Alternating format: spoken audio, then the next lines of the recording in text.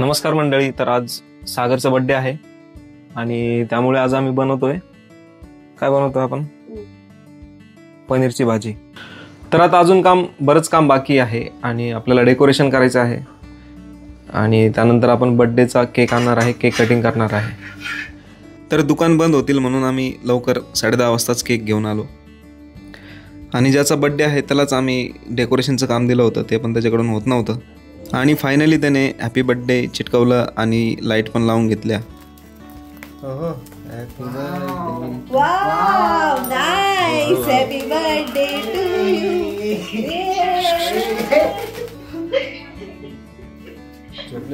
तर अशा प्रकारे आम्ही घरगुती छोटासा बर्थडे सेलिब्रेट केला.